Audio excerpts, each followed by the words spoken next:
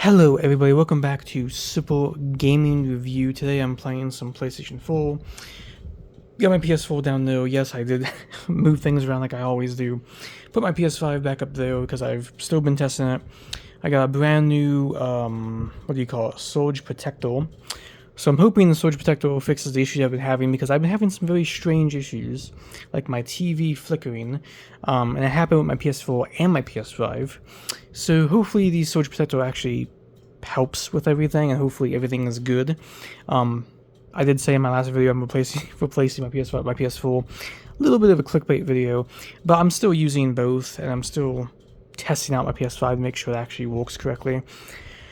I want to make this video today, though, talk about the PS4 and Xbox One, and basically, why Sony and Microsoft should keep supporting Xbox One and PlayStation 4 for many, many years. Now, when it comes to the Xbox One literally requires you to have an Xbox account to play. Unlike the PS4, where you can just kind of like get a bunch of physical games and just pop right in, Xbox, you have to have an account, you have to be signed in to the Xbox servers so that you could actually play your games, and you have to sign in to every single Xbox game on your Xbox One.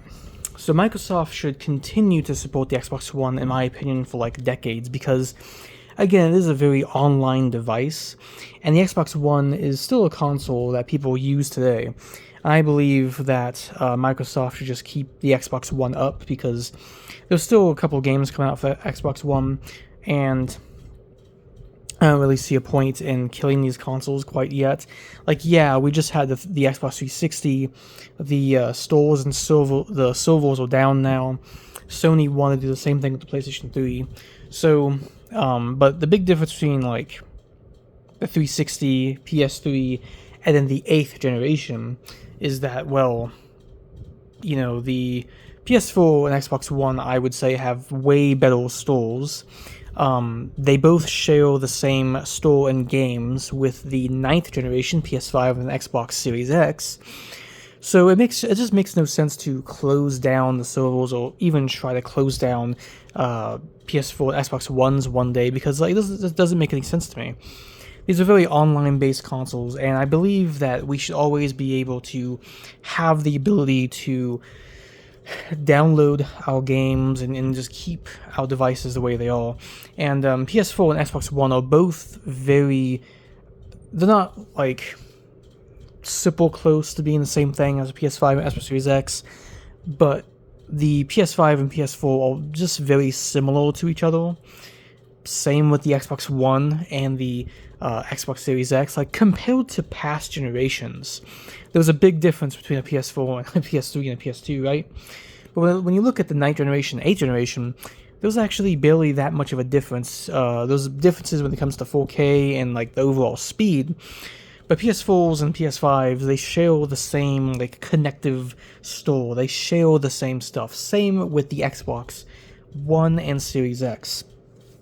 So I do believe that the PlayStation 4 and Xbox One should continue to be supported decades and decades on in the future.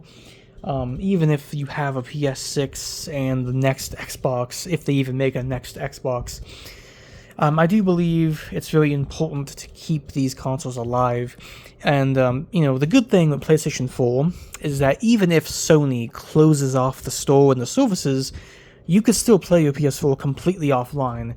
You could even use a PS4 without an account, because you can just use physical games. Sadly, though, for the Xbox side, if you lose services to the Xbox One, again, you have to have a Microsoft account. You have to be signed in. So if you lose that ability one day for the Xbox side, that's really bad. So PlayStation 4 has a bit more luck on its side when it starts to age more and more. Xbox is going to have a little bit more of a difficult time, especially if Microsoft closes down the services. But hopefully, unlike the 360 and eventually the PS3 and a whole bunch of Nintendo consoles like the Wii U and Wii, hopefully PS4 and Xbox One will continue to be supported consoles. I know Microsoft and PlayStation did say they will continue to support them. PlayStation is actually still making PS4s. I mean, Sony is still they have a brand new PS4 that you can still buy. So I'm hoping that these consoles have a very long lifespan, even into the PS6 and the next Xbox. Might sound crazy to some people, but it's like, PS4 and Xbox One, the 8th generation are just so close to being very similar to these new consoles that's like, there's not really a point to getting rid of them.